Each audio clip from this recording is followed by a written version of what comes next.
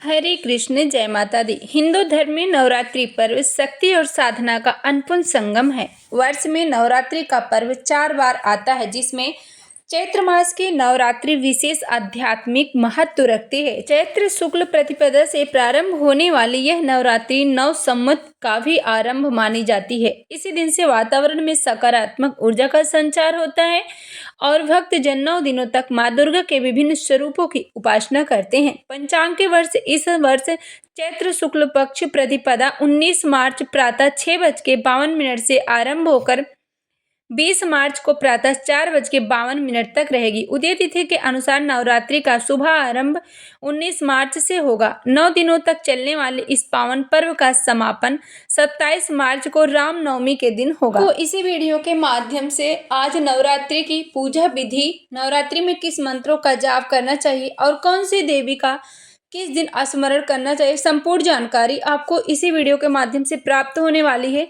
तो वीडियो के अंत तक आप जरूर बने रहें। कलश स्थापना का समय क्या है, कब से कब तक आपको कलश स्थापना करना है, तो आइए हम जानते हैं। नवरात्रि के त्योहार का पहला दिन घट स्थापना या कलश स्थापना के लिए अत्यंत महत्वपूर्ण होता है। इसी के साथ 9 दिवसीय पूजा का आरंभ होता है।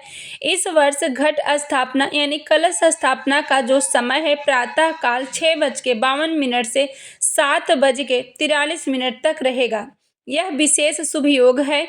इसके अतिरिक्त दोपहर के अभिजीत मुहूर्त 12:05 से 12:53 तक कलश स्थापना की जा सकती है। यदि आप सुबह किसी कारणवश नहीं कर सकते तो दोपहर के वक्त भी आप कर सकते हैं। शास्त्रों के अनुसार शुभ मुहूर्त में विधि पूर्वक स्थापित किया गया कलश स्थापना घर में सुख, शांति और आध्यात्मिक ऊर्जा का संचार करता है। कलश की पूजन किस तरह से करनी चाहिए?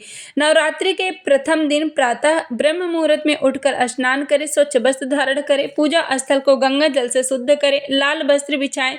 इसके पश्चात माँ दुर्गा की प्रतिमा या चित्र स्थापित करें।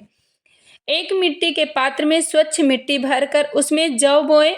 यह जौ समृद्धि और उन्नति का प्रतीक माना जाता है। फिर एक तांबे या मिट्टी के कलश में जल भरें, उसमें सुपारी, सिक्का, अक्षत डालें। कलश के ऊपर मुख पर आम के पत्ते रखें और नारियल को लाल वस्त्र में लपेटकर स्थापित करें। इस कलश को देवी की चौकी के समीप स्थापित करें। इसके बाद अखंड ज्योति प्रज्वलित करें, जो पूरे 9 दिनों तक निरंतर जलती रहे। यदि अखंड ज्योति संभव ना हो तो प्रतिदिन पूजा के समय दीपक अवश्य जलाएं।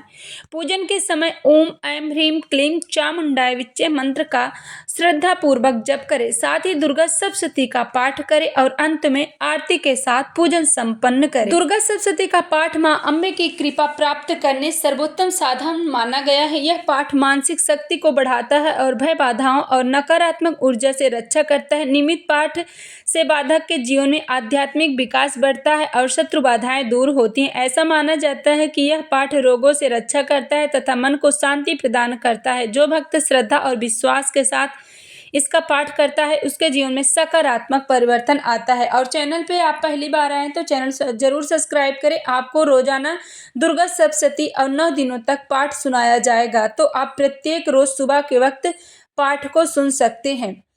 प्रथम दिन माँ शैलपुत्री का पूजन किया जाता है।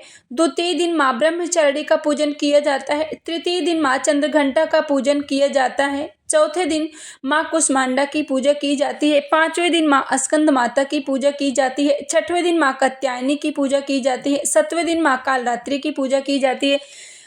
8वें दिन माँ महागौरी की पूजा की जाती है और 9वें दिन माँ सिद्धिदात्री सभी सिद्धियों और पूर्णता को प्राप्त करने के लिए पूजन किया जाता है। जो भी भाई बहन चैनल पे पहली बार आए हैं, आप चैनल को सब्सक्राइब करें ताकि इस तरह के वीडियो हम सबसे पहले धार्मिक व्रत कथा उपाय और जो भी डेट होता है लेटेस्ट हम सबसे पहले आपके पास पहुंचाएं। कमेंट में जय माता दी जरूर लिखें।